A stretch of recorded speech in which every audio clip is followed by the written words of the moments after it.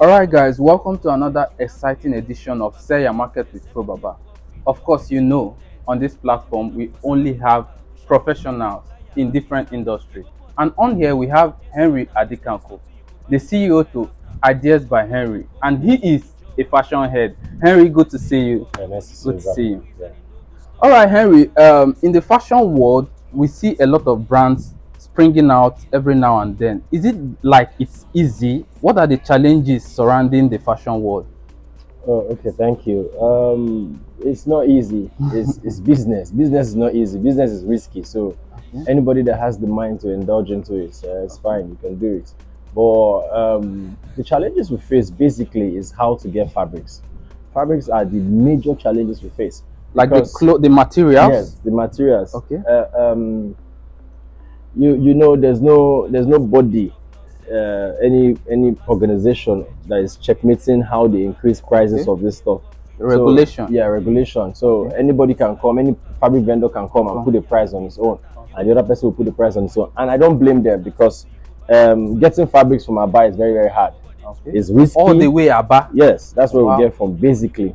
So it's risky for them to do that. Then people that are importing, it's not that easy for them because raw fabric is contraband in the country. Yeah. So you see, if anybody has the mind to do that, it's taking a risk. And once they bring it in, selling, they can give you any price that they feel like giving. So you buy like that. Okay. And who suffers it? The end user, that's the customers. That's true. Those are the basic challenges we face in this. So, but if I'm to ask, where do these materials coming from? Basically, like when it comes to electronics, you can say China, you can say this. Where is the major places these materials coming from?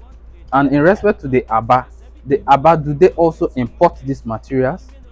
Yes, they import fabrics in Aba or materials, as you said. Okay. Now, depends. Some people might get their wool from Italy or wherever they want to get it from. Some people say they get their wool from Turkey and the rest. Okay. Now, we still have our own indigenous fabric. Okay. Like the Ashoke, we have in Aba area, we have Akwete in the eastern part of Nigeria, we have Akwete.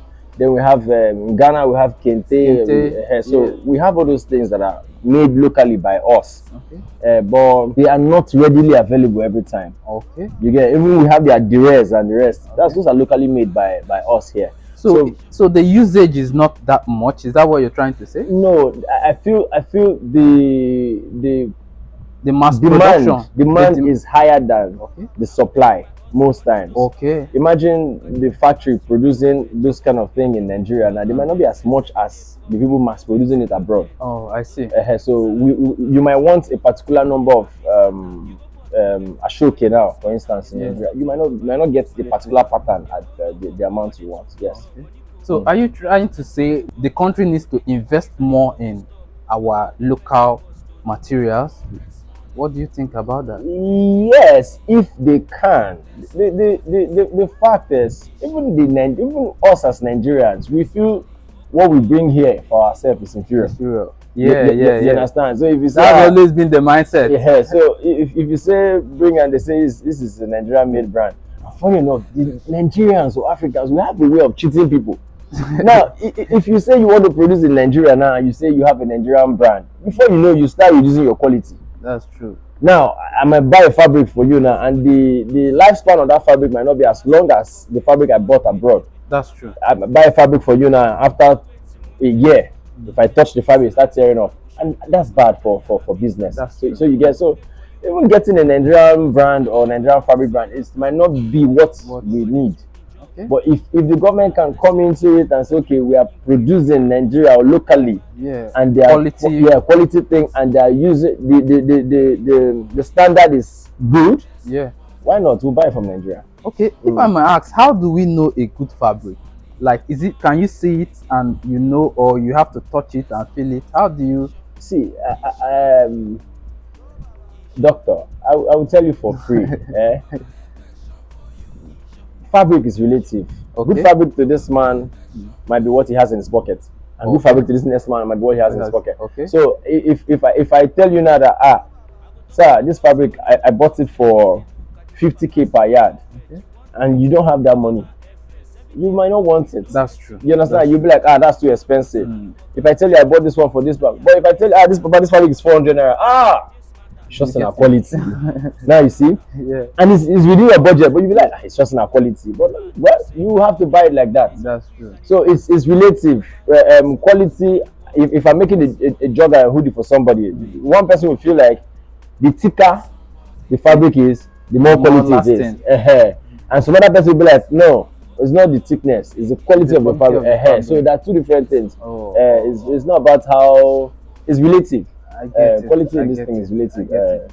Well, you are doing amazingly well in the fashion world, and for those that want to venture into that, what do you have to tell them? Well, business is business. If you are ready to take the risk, it's fine. You get, there are a lot of people. People must wear clothes. People must dress, and every industry has their own high rise and low. So you have to create your own markets and create your own small people you service. If you know that you're making for school, just face that side, because when you start diversifying and going to different sides, you might lose focus and you just end up doing nothing. So at the end, if you're ready to take the risk, go into the fashion business. It's lucrative, and there are a lot of people that want to wear clothes. That's to say, you have to concentrate on a particular branch of it. Like if you're making school uniforms, so that should be it. If you're making hoodies or stuff, that should be it. Then if you're making maybe corporate wears like suits, that should be it. Yeah, I think I buy into that, because I'm also a fashion head. So I wear a lot of suits. So where I get my suits, I don't get joggers there. I can't get any other thing there. That is just what they make there. So I think that is a valid point. So what else do you think you can tell them about fashion? Okay. Recently, I know a lot of people in this fashion business might be complaining about how, especially this fabric thing, has gone up. I feel the truth is, people have entered this business too much. There are a lot of people in the business now. That's the reason why I said every day different brands keep springing out. Like, is it easy? Like, I see it like, is it easy? It's not easy, but it's doable, because you can go into the business without knowing anything about the business. So now you see people that have entered this business, they came in with money. Now imagine me complaining about this fabric, the price of fabric being unnecessarily high. It's not because the people selling wants to make it high, but just because these newbies entered this fabric business or this fashion business, and they don't know the price of fabric, and they don't ask this question. Imagine a fabric we buy for, let's say, 1,000, 2,000 per yard, and these guys just come in because they know what they used to sell to them before, and they say, oh, how much? Oga, give me this fabric for 5,000 per yard. Now, once this fabric vendor starts selling 5,000 per yard, we want to come down to sell less than 5,000.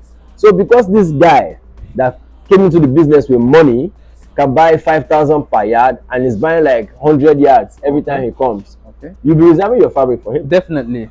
Because it's business. It's business. So now this other guy that wants to buy for 1,000 the way he used to, or 1,500 the way he used to, and comes in to say, Baba, I am buying 20 yards. Baba, I don't have. I can't sell this fabric for you. Now it's a challenge now. You've done your marketing, you've done your feasibility study, you've done your everything, and you want to buy, you want to start production. And inside production now you're facing this challenge of how to get the fabric and make your own profit. Because now a fabric you build a customer for, like, let's say you did your calculation and it's like 2,000 per yard. That's what you build your customer. You go to the market now and it's 5,000 per yard, and you've already collected money from the customer. How do you reconcile the bill? And it becomes a problem to you, and before you know, you start being in debt. That's true. You start waiting for another customer to pay you, so that you use to finish this job, and you start owing this other customer. So you see how the circle is. Before you know, they say artisans or fashion designers always fail people. Sometimes it's not their fault. These are things to put into consideration. Sometimes it's not their fault. It's when they don't do the market survey well. So once your market survey is not really done well, you end up shooting yourself in your leg. That's true. So when it comes to fashion, does color have to play a role? Does it have a big role to play? Colors. Yes, sometimes if you're making something for someone that is not highly fashionable, you can't tell a man to wear pink. That's true. You understand? You have to tell men. If you go to, they say, if you sometimes you go to buy fabric, they ask you who wants to wear it. Is it a man or a woman? Woman. Now, if it's too colorful, they'll tell you, no, a man cannot wear this color. But you that knows your customer, you know, this guy is fashionable. He can play with colors. So you have to know your customers to know how to manage their colors. Okay. Does color have to do with complexion, skin complexion? Yes, definitely. Imagine everybody can wear black, everybody can wear white, but some people can't wear some colors because they'll be like, this color no dey match me. This color does not go well with my skin. Okay. You get? If you're very bright, you're a very fair person, Okay. and you're wearing yellow, for instance, bright yellow, That's too you'll be bright. looking like sun. That's You true. get? So it's But a lot of people don't know this. because they see what another man wears and they want to buy it because it's fine in the man's body. Okay. You understand? And you want to buy it because you feel if you wear it, you look like that guy. No, you're not looking like Ebuka when you wear those clothes Ebuka wears. No, not at all. You look like You yourself. look like yourself. That's true. Wow. If Ebuka wears a cloth and it's like this in his body because his stomach is not big and everything, and you tell the tailor sew like this, and you have pot belly, how will you wear it? You'll be looking like DSTV remote. Okay. So we need to understand our body type too. Okay. Before body type. Yes, before trying to order for a particular kind of style of clothes. Yes. Wow, that's amazing. I've learned so much. I've learned so much. Yes, And we hope to have you here more. surely, Okay, anytime.